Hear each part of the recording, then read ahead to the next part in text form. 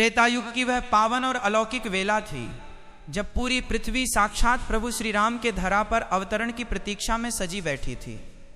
चारों ओर संतों के आश्रमों में वेद मंत्रों की गूंज थी और अधर्म के अंधकार को मिटाने के लिए दैवीय शक्तियां जागृत हो रही थीं।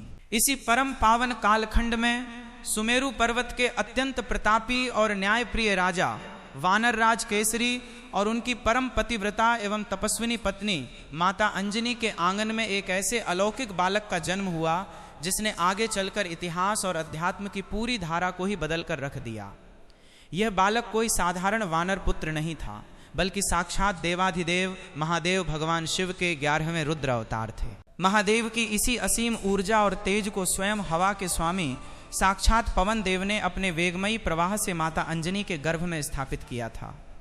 जब इस नन्हे और परम तेजस्वी बालक ने सुमेरु पर्वत की कंदराओं के बीच पहली बार अपनी कमल जैसी आंखें खोलीं तो पूरी प्रकृति जैसे उत्सव मनाने लगी। जंगलों में मुरझाए हुए फूल अचानक खिल उठे, नदियों का जल निर्मल और मधुर हो गया, ठंडी और परम सुहावनी हवाएं संगीत की धुन पर बहने लगीं और स्वर्ग से देवताओं ने दुंदुभी बजाते हुए इस दिव्य बालक पर पारिजात के फूलों की वर्षा की। माता अंजनी अपने इस प्राणप्रिय पुत्र को बड़े लाड प्यार से मारुति कहकर पुकारती थीं, क्योंकि वे साक्षात मारुति यानी पवन देव के अंश और पुत्र थे। बचपन से ही मारुति के भीतर असीम बल, असीमित दिव्य ऊर्जा और हवा की तरह तीव्र से भी तीव्र गति कूट कूट कर भरी हुई थी। वे संसार के सामान्य बालकों की तरह रोकर अपनी उपस्थिति दर्ज नहीं कराते थे, बल्कि जब वे सुमेरु की वादियों में अपनी नन्ही किलकारी मारते या हंसते थे तो पूरी गुफाएं, पर्वत शिखाएं और आसपास के घने जंगल उनके नाद से गूंज उठते थे। माता अंजनी और पिता केसरी अपने इस अद्भुत और चमत्कारिक बालक की नटखट हरकतों को देख देख कर फूले नहीं समाते थे और उनका पूरा दिन मारुति की बाल लीलाओं को निहारने में ही बीत जाता था। एक दिन सुबह की अत्यंत पावन, शांत और शीतल वेला थी। सुमेरु पर्वत के जंगलों में पक्षी मधुर गान गा रहे थे। चारों ओर भोर की हल्की धुंध और ओस की बूंदें चमक रही थीं। माता अंजनी ने भोर में उठकर देखा कि उनका नन्हा मारुति कुटिया के भीतर कंबलमयी कोमल शैया पर बड़े आराम से करवटें बदलता हुआ गहरी नींद में सो रहा है। माता के मन में विचार आया कि बालक के जागने से पहले वे पास के घने वन में चली जाएं और वहां के कल्प वृक्षों से मारुति के लिए मीठे मीठे फल, रसीले बेर और कंदमूल तोड़ लाएं, ताकि जैसे ही बालक की आंख खुले और उसे भूख लगे वे उसे स्वादिष्ट भोजन करा सकें। माता अंजनी ने बड़ी आहिस्ता से, ताकि मारुति की नींद न टूट जाए, उसके कोमल मस्तक पर अपना हाथ फेरा, उसे बड़े वात्सल्य से चूमा और कुटिया का भारी काष्ठ द्वार धीरे से बंद करके घने वन की ओर तेजी से निकल गईं। माता के जाने के कुछ ही पल बीते थे कि मारुति की वह गहरी और मीठी नींद अचानक टूट गई। उन्होंने अपनी आंखें मली और बिस्तर पर उठकर बैठ गए। जागते ही नन्हे मारुति को अपने पेट के भीतर एक अजीब सी तड़प, तेज जलन और बहुत तीव्र भूख का एहसास होने लगा।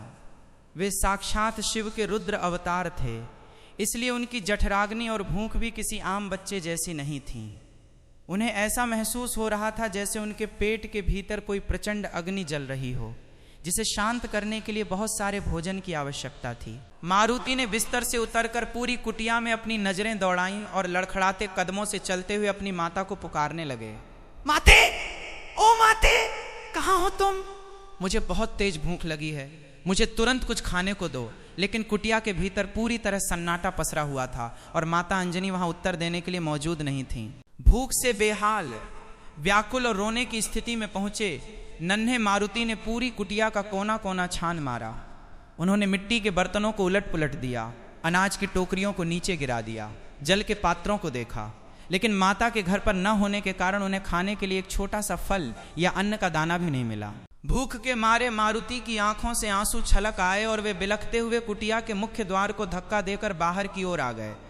बाहर आते ही उन्होंने सुमेरु पर्वत की एक ऊंची और विशाल चट्टान पर खड़े होकर चारों तरफ अपनी बड़ी बड़ी आंखें दौड़ाईं कि कहीं तो कोई फलों से लदा हुआ पेड़ दिख जाए। तभी अचानक उनकी नजर पूर्वी आकाश के सुदूर क्षितिज की ओर गई, जहां सुबह सुबह भगवान सूर्यदेव अपनी अत्यंत सुंदर, स्वर्णिम और गहरी लाल आभा बिखेरते हुए धीरे धीरे उदित हो रहे थे।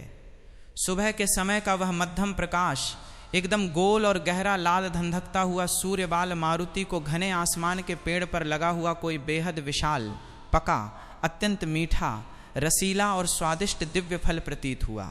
मारुति ने अपने मासूम मन में सोचा कि हाँ, ये तो बहुत ही सुंदर और अद्भुत लाल फल है।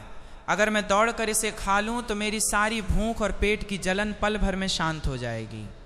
भूख की तीव्र तड़प में डूबे नन्हे मारुति ने अब आगे पीछे कुछ नहीं सोचा।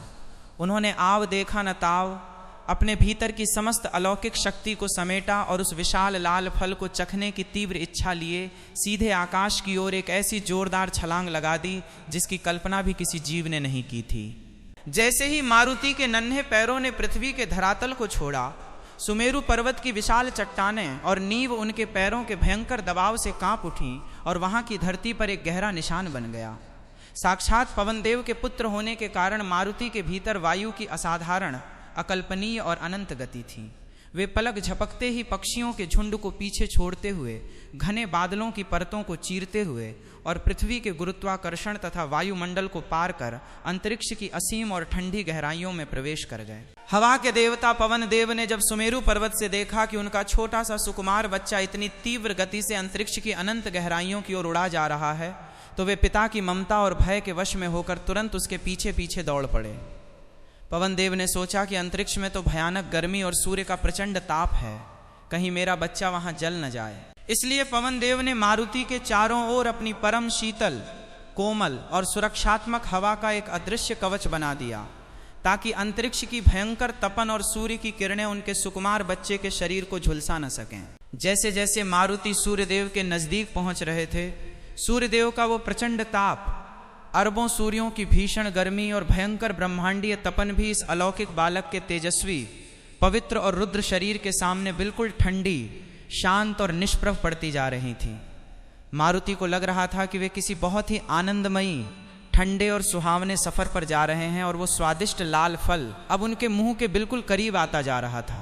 उसी समय ब्रह्मांड के आकाश मार्ग में एक अत्यंत अद्भुत, विचित्र और दुर्लभ संयोग बन रहा था कि उस दिन अमावस्या की तिथि थी। ज्योतिष शास्त्र के सनातन नियमों के अनुसार अमावस्या के दिन क्रूर, मायावी और छायाग्रह राहु को सूर्य देव को ग्रहण लगाने का, यानी उन्हें ग्रसने का विशेष अधिकार प्राप्त होता है। राहु भी बड़ी शान और घमंड से अपने विशाल काले धुएं जैसे डरावने शरीर को चारों ओर फैलाए हुए सूर्य देव को अपना ग्रास बनाने के उद्देश्य से उसी मार्ग से बड़ी तेजी से आगे बढ़ रहा था। राहु मन ही मन अत्यंत प्रसन्न था कि आज वह सूर्य को निगलकर पूरी सृष्टि में हमेशा के लिए अंधेरा फैला देगा और देवताओं को परास्त कर देगा। लेकिन जैसे ही राहु सूर्य मंडल के करीब पहुंचा, उसने अचानक देखा कि एक छोटा सा दिव्य वानर बालक, जिसके सुनहरे बाल हवा में उड़ रहे थे, जिसकी आंखें अंगारे की तरह चमक रही थीं और जिसके चेहरे पर एक मासूम मुस्कान थी, वायु की गति से भी तेज उड़ता हुआ उसकी तरफ आ रहा है। राहु ने बड़े आश्चर्य से देखा कि वो बालक उसकी तरफ ध्यान भी नहीं दे रहा है। वो उसे एक तुच्छ कीड़ा समझकर उसकी परवाह किए बिना सीधे सूर्य भगवान को अपने नन्हे नन्हे हाथों से पकड़ने की चेष्टा कर रहा है। मारुति की उस लगातार विशाल होती हुई असीम काया, उनके अदम्य साहस और उनके चेहरे के अलौकिक रुद्र तेज को देखकर राहु का सारा घमंड पल भर में चूर चूर हो गया। वो बुरी तरह भयभीत हो गया और उसे लगा कि ये विचित्र बालक सूर्य के साथ साथ उसे भी एक छोटा फल समझकर खा जाएगा। राहु अपनी जान बचाकर वहां से उल्टे पैर भागा और हाँफते हुए, थर थर कांपते हुए सीधे स्वर्ग लोक में देवताओं के राजा देवराज इंद्र की राजसभा में पहुंचा। स्वर्ग की भव्य सभा में ऊंचे सिंहासन पर बैठे देवताओं के राजा इंद्र ने जब देखा कि बलशाली और क्रूर राहु इस तरह भय से कांप रहा है और उसके मुंह से शब्द नहीं निकल रहे हैं, तो वे पूरी तरह हैरान रह गए। राहु ने इंद्र के चरणों में गिरकर घबराती हुई आवाज में गुहार लगाई, हे देवराज, मेरी रक्षा कीजिए, पूरे ब्रह्मांड की रक्षा कीजिए। आज अमावस्या के इस पावन और निश्चित अवसर पर सूर्य को ग्रहण लगाने की मेरी जो शाश्वत और पौराणिक शक्ति है, उसे किसी दूसरे अत्यंत शक्तिशाली, भयंकर और विशालकाय प्राणी ने बलपूर्वक छीन लिया है। कोई बहुत बड़ा वानर रूपी बालक अद्भुत गति से आकाश मार्ग से आया है और वो खेल खेल में ही साक्षात सूर्य देव को निगलने जा रहा है। अगर उसे इसी क्षण नहीं रोका गया तो आज सूर्य का अस्तित्व हमेशा के लिए समाप्त हो जाएगा और चारों ओर विनाश आ जाएगा। राहु की यह घबराहट भरी, असंभव और अनहोनी बात सुनकर देवराज इंद्र आश्चर्यचकित रह गए और गहरी चिंता के सागर में डूब गए। उन्हें लगा कि यदि सूर्यदेव संकट में पड़ गए तो इस चराचर जगत का अंत तय है, क्योंकि सूर्य के बिना जीवन संभव नहीं है। स्थिति की भीषणता को देखते हुए इंद्रदेव ने तुरंत अपने सबसे शक्तिशाली, गगनचुंबी, पहाड़ों जैसे विशाल और सफेद रंग के दिव्य वाहन ऐरावत हाथी को पुकारा। इंद्रदेव अपने हाथ में देवताओं का सबसे अमोघ, विनाशकारी और भयंकर अस्त्र वज्र लेकर ऐरावत पर सवार हुए और बिजली की कड़कड़ाती गति से आकाश मार्ग की ओर निकल पड़े।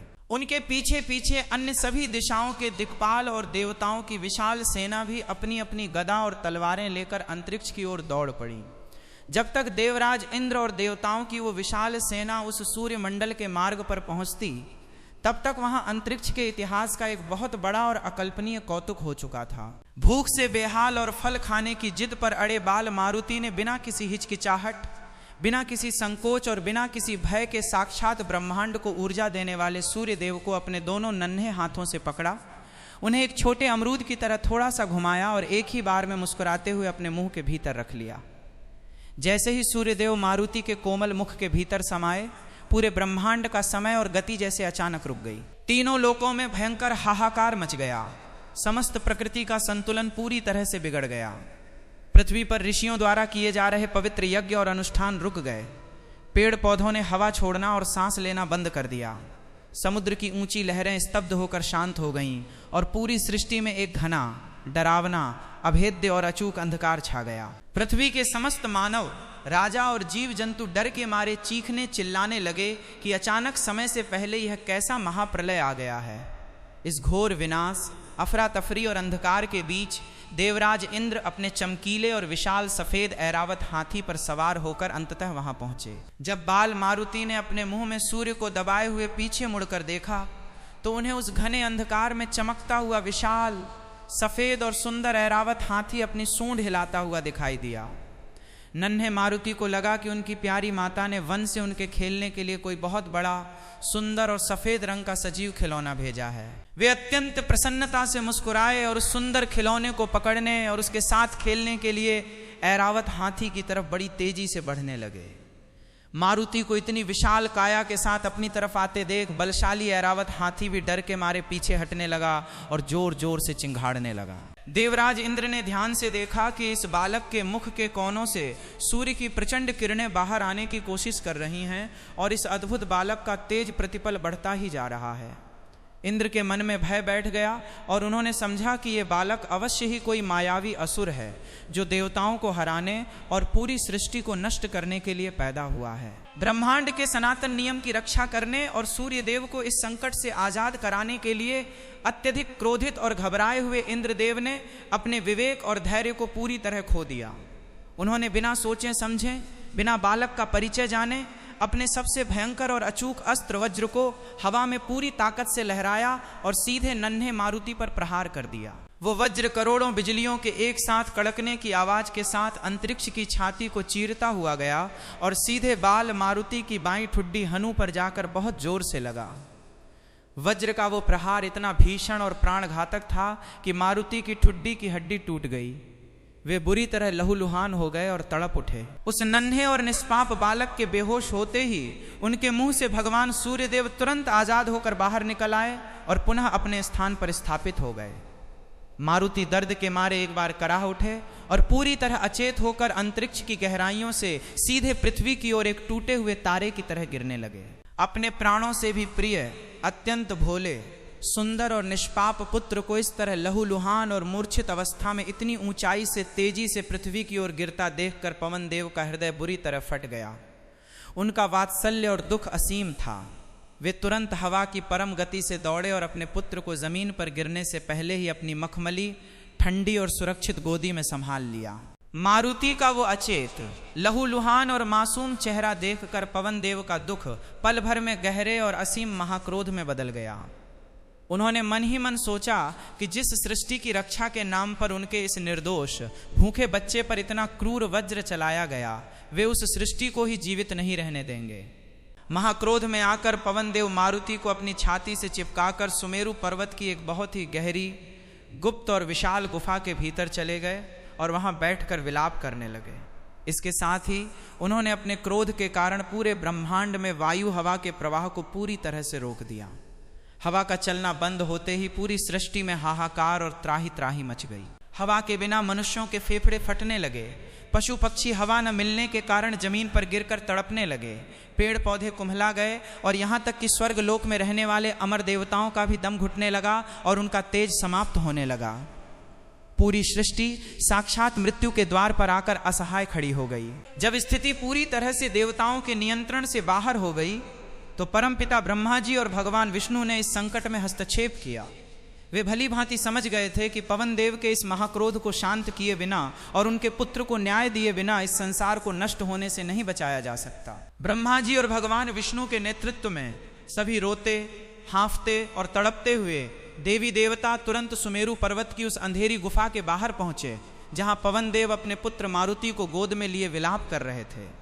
देवराज इंद्र समेत सभी देवताओं ने पवन देव के सामने अपने हाथ जोड़ लिए, सिर झुका लिया और अपनी इस अज्ञानता भरी भूल के लिए बार बार क्षमा मांगने लगे। तब परमपिता ब्रह्मा जी अत्यंत शांत और गंभीर कदमों से गुफा के भीतर आगे बढ़े। उन्होंने अत्यंत वात्सल्य, प्रेम और करुणा के साथ अपने अमृतमयी और दिव्य हाथों को मूर्छित बालक मारुति के चेहरे, उनके घावों और उनकी टूटी हुई ठुड्डी पर फेरा। ब्रह्मा जी के हाथों का स्पर्श होते ही गुफा के भीतर एक अलौकिक चमत्कार हुआ। बालक मारुति के शरीर का सारा रक्त, घाव और दर्द पल भर में गायब हो गया। वे एक अत्यंत प्यारी, मनमोहक और अलौकिक मुस्कान के साथ आंखें खोलकर दोबारा जीवित और पूरी तरह स्वस्थ होकर उठ बैठे। अपने पुत्र को दोबारा जीवित, हंसते और खेलती हुई मुद्रा में देखकर पवन देव का सारा क्रोध तुरंत शांत हो गया और उन्होंने ब्रह्मांड में पुनः शीतल, मंद और जीवनदायिनी हवा का प्रवाह शुरू कर दिया, जिससे संसार के सभी प्राणियों के प्राणों की रक्षा हुई और उन्हें नया जीवन मिला। इसके बाद परमपिता ब्रह्मा जी ने खड़े होकर वहां उपस्थित सभी देवताओं की ओर देखा और अत्यंत गंभीर वाणी में कहा, हे देवताओं, आप सभी ने अपनी अज्ञानता में इस बालक पर वज्र चलाया है, लेकिन आप यह नहीं जानते कि यह कोई साधारण बालक नहीं है।